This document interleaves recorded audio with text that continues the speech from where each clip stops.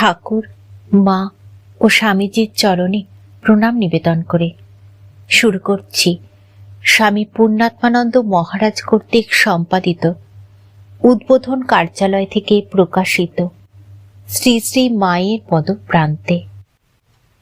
আজ পাঠ করব শ্রীমা সারদা দেবী স্মৃতি। লিখেছেন সুধীর চন্দ্র সামুই মহাশয়। আজ দ্বিতীয় তথা অন্তিম পর্ব। রাধু দিদি ও নলিনী দিদির প্রতি শ্রী শ্রী মায়ের স্নেহ ভালোবাসা যে কত গভীর ছিল তা বর্ণনা করা আমার পক্ষে সম্ভব নয়। তাজপুরের জমিদার বাড়ির ছেলে রাধু দিদির স্বামী মন্মথ চট্টোপাধ্যায় শ্রী শ্রী মায়ের অপার স্নেহ ভালোবাসা লাভ করেছিলেন। তৎকালে তিনি প্রায়ই জয়রামবাটিতে শ্রী শ্রী মায়ের নতুন বাড়িতে আসতেন ও বেশ কিছুদিন ওখানে থাকতেন। তার কিছু কিছু কু অভ্যাস ছিল। তিনি গাঁজা খেতেন এবং সন্ধ্যার পর গ্রামোফোন সহযোগে একটা আড্ডার ব্যবস্থা করতেন। এক রাত্রে গ্রামোফোনে গান হচ্ছে। রাত অনেক হয়ে গেছে। শ্রী শ্রী মা নিজে লণ্ঠন হাতে এসে ডাকছেন, ও মন্মথ, অনেক রাত হয়ে গেছে, আমি তোমার খাবার নিয়ে বসে আছি। এই কথা শুনে মন্মথবাবু দ্রুত প্রস্থান করলেন। এই দৃশ্য আমি নিজে দেখেছি। নলিনী দিদির আচরণ ছিল গোড়া ব্রাহ্মণ বিধবার। তিনি শ্রী শ্রী মার উদার আচরণ সহ্য করতে পারতেন না এবং প্রায়ই শ্রী শ্রী মার ব্যবস্থার প্রতিবাদ করতেন। শ্রী শ্রী মা তদুত্তরে বলতেন, দেখো, আমি তো আমার ছেলে মেয়েদের প্রতি দুই আচরণ করতে পারি না। আমার ছেলে মেয়ে সব সমান। ওই বাড়িতে থাকাকালীন শ্রী শ্রী মার আরেক ভাইজি মাকু দিদির একটি শিশু পুত্র হঠাৎ ডিপথেরিয়া রোগে আক্রান্ত হয়ে প্রায় চিকিৎসার সুযোগ না দিয়ে হঠাৎ মারা যায়। সংবাদ শুনে আমরা ছুটে দেখতে যাই। ঘটনাস্থলে পৌঁছে দেখি মাকু দিদির বাবা, নলিনী দিদি ও অন্যান্য আত্মীয়রা খুবই কান্নাকাটি করছেন। ছেলেটিকে শ্রী শ্রী মা খুবই স্নেহ করতেন। তাকেও একটু ব্যথিত ও শোকগ্রস্ত দেখলাম। কিন্তু পরক্ষণেই তিনি সকলকে সান্ত্বনা দিতে ও আশ্বস্ত করতে লাগলেন। তার সহনশীলতা দেখে আমি অবাক হয়েছিলাম। জয়রামবাটির বিশ্বাস পরিবারের বাল্য বিধবা ভানু পিসির সঙ্গে শ্রী শ্রী মায়ের প্রীতি ও সখিত্বের সম্পর্ক সম্বন্ধে দু চার কথা না বললে আমার বক্তব্য অসম্পূর্ণ থেকে যাবে। আমি লক্ষ্য করতাম ওরা দুজনে প্রায় সব সময় একসাথে থাকতে চাইতেন। উভয়ে একত্রে বারুজ্যে পুকুরে প্রতিদিন স্নান করতে যেতেন। বিশেষ পাল পার্বণে ওরা দুজনে প্রতিবেশিনীদের নিয়ে মাঠের আলপথ দিয়ে আমোদর নদীতে স্নান করতে যেতেন। চাষিদের মাঠে কাজ করতে দেখে তিনি বলতেন, এরা কত কষ্ট করে, তবু দুটি পেট পুরে খেতে পায় না। শ্রী মা নদীর যে ঘাটে স্নান করতেন সেই ঘাট বর্তমানে বাঁধানো হয়েছে এবং মায়ের ঘাট নামে পরিচিতি লাভ করেছে। অবসর সময় ওই দুই সখী একসঙ্গে বসে আলাপ আলোচনা করতেন।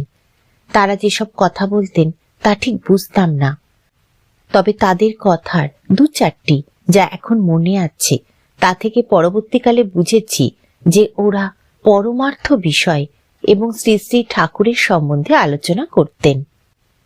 প্রসঙ্গত একটি বিশেষ ঘটনার কথা মনে পড়ছে। এই ঘটনাটির আমি প্রত্যক্ষদর্শী। ঘটনাটি আজ থেকে ৭৫-৭৬ বছর আগের। সন তারিখ আমার মনে নেই, তবে সেদিনটি ছিল শ্রী শ্রী মায়ের অনুষ্ঠিত জগদ্ধাত্রী পূজার দিন। পূজা অনুষ্ঠান শ্রী শ্রী মায়ের বড় ভাই প্রসন্ন কুমার মুখোপাধ্যায় ও বরদা প্রসাদ মুখোপাধ্যায়ের এজমালি বৈঠকখানায় অনুষ্ঠিত হয়েছিল। গ্রামবাসীদের সকলকে স্ত্রী পুরুষ নির্বিশেষে নিমন্ত্রণ করা হয়েছে। এই পূজা উপলক্ষে প্রতি বছর শ্রী শ্রী মা গ্রামবাসীদের সকলকে একদিন আমন্ত্রণ করে ভুরি ভোজে আপ্যায়িত করতেন। আমন্ত্রিত ব্যক্তিদের খাওয়ানোর জন্য মায়ের মেজো ভাই কালীকুমার মুখোপাধ্যায়ের বাড়ির সংলগ্ন পতিত জমিতে শামিয়ানা খাটিয়ে ভোজনের ব্যবস্থা করা হয়েছে। মায়ের পুরনো বাড়িতে স্থানাভাবের জন্য বিহারীলাল ঘোষের বাড়িতে রন্ধনাদি কার্য করা হচ্ছে। শ্রী শ্রী মায়ের পিতৃপুরুষের কুলগুরু পণ্ডিত রাজেন্দ্রনাথ ভট্টাচার্য তন্ত্র ধারকের কাজ করছেন এবং পুখুরিয়া গ্রাম নিবাসী মায়ের পিতৃপুরুষের কুলপুরোহিত ঋষিকেশ ভট্টাচার্য স্মৃতিতীর্থ পূজা করছেন। সপ্তমী, অষ্টমী ও নবমীর বিহিত পূজা শেষ হয়েছে। হোম আরতি তখনও শেষ হয়নি। মধ্যাহ্ন অতীত। মধ্যাহ্ন ভোজনের সময় প্রথমে ব্রাহ্মণ ভোজন, তারপর ব্রাহ্মণ মহিলাদের ভোজন করানো হবে। তারপর ওই স্থান পরিষ্কার করে ব্রাহ্মণ ভিন্ন উচ্চবর্ণের লোকেদের এবং শেষে অন্যান্য বর্ণের লোকেদের খাওয়ানো হবে। কাজেই ব্রাহ্মণ ভোজনের ব্যবস্থা সম্পূর্ণ। নিমন্ত্রিত ব্রাহ্মণরা পংক্তিতে বসে পড়েছেন। তাদের পাতায় ভাত পরিবেশন করা হয়েছে, তরকারি পরিবেশন করা হচ্ছে। ব্রাহ্মণগণ আচমনান্তে আহারে বসেছেন। এমন সময় দুজন ব্রহ্মচারী তরকারি পরিবেশন করার জন্য পংক্তিতে বালতি নিয়ে প্রবেশ করলেন। তাদের দেখে ব্রাহ্মণগণ হৈ হৈ করে উঠলেন। তারা চিৎকার করে উঠলেন। তারা চিৎকার করে বলতে লাগলেন, ওরা কোন জাত? ওদের কে পরিবেশন করতে বলল? আমাদের জাত যাবে, আমরা খাবো না। এই বলে সকলে একযোগে অর্ধভুক্ত অবস্থায় পংক্তি থেকে উঠে পড়লেন। এই দৃশ্য দেখে শ্রী শ্রী মা অতিশয় বিচলিত হয়ে পড়লেন। তিনি ব্যথিত হৃদয়ে সকলের কাছে মিনতি ও অনুরোধ করতে লাগলেন যাতে ব্রাহ্মণগণ অভুক্ত অবস্থায় চলে না যান। শ্রী শ্রী মার সে কি আকুলি বিকুলি, কিন্তু ব্রাহ্মণগণ কোনো কথা শুনতে রাজি নন।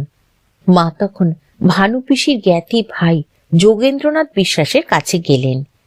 তার বাড়ি শ্রী শ্রী মায়ের বাড়ির খুব কাছে এবং তিনি শ্রী শ্রী মায়ের ভাইদের যজমানও বটেন। আবার দেখলাম শ্রী শ্রী মা গ্রামে বর্ধিষ্ণু ব্যক্তিদের অন্যতম রাজেন্দ্রনাথ ঘোষের বাড়িতে যাচ্ছেন অনুরোধ করতে। এইভাবে তিনি সকলকে অনুরোধ জানাচ্ছেন যাতে এই গণ্ডগোল মিটে যায় এবং ব্রাহ্মণগণ পুনরায় আহার করেন এবং অবশ্যই অন্যান্য নিমন্ত্রিতদের আহারে ব্যাঘাত না ঘটে। অল্পক্ষণ মধ্যে যোগেন্দ্রনাথ বিশ্বাসের বৈঠকখানায় গ্রামের প্রধানদের মজলিস বসে গেল। তখন গ্রামে 5 জন মুখ্য ব্যক্তি ও জমিদারদের এক প্রতিনিধি মিলে সমস্ত বিবাদের নিষ্পত্তি ও বিচার করতেন। ওই দিনের মজলিসে জিপটা গ্রামের জমিদার পরিবারও নিমন্ত্রিত ছিলেন। ওই মজলিসে জমিদারদের প্রতিনিধি হিসাবে শম্ভুনাথ রায় উপস্থিত ছিলেন। তিনি শ্রী শ্রী মায়ের মন্ত্র শিষ্য ছিলেন। ওই মজলিসে ব্রাহ্মণদের পক্ষ থেকে উপস্থিত ছিলেন রামদাস বন্দ্যোপাধ্যায়, শিবরাম বন্দ্যোপাধ্যায়, রামনাথ মুখোপাধ্যায়, কেদারনাথ মুখোপাধ্যায়, রাজকুমার মুখোপাধ্যায় ও আরো কয়েকজন। মজলিসে উপস্থিত সকল ব্রাহ্মণই ছিলেন জয়রামবাটি গ্রামের বাসিন্দা। মজলিসে ব্রাহ্মণেতর অন্যান্য যারা উপস্থিত ছিলেন তারাও ছিলেন জয়রামবাটির অধিবাসী। বাইরের গ্রামের শুধু শম্ভুনাথ রায় উপস্থিত ছিলেন। তিনি ছিলেন ওই অঞ্চলের পত্তনিদার অর্থাৎ জমিদারের প্রতিনিধি।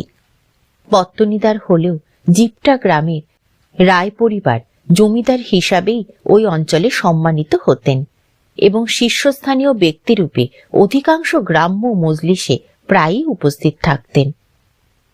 অনেক আলোচনার পর সমাজপতিরা ব্রাহ্মণদের জিজ্ঞাসা করলেন তারা কি চান, কি হলে তারা সকলে পুনরায় আহারে সম্মতি জানাবেন। তারা সকলে বললেন শ্রী শ্রী মাকে জরিমানা দিতে হবে। শ্রী শ্রী মাকে সে কথা জানানো হলে তিনি জরিমানা দিতে রাজি হলেন। অবশেষে স্থির হল শ্রী শ্রী মাকে 25 টাকা জরিমানা দিতে হবে। বর্তমানে আমি জীবনের সায়ান্নে এসে পৌঁছেছি। কবে ওপার থেকে ডাক আসবে তার অপেক্ষায় আছি।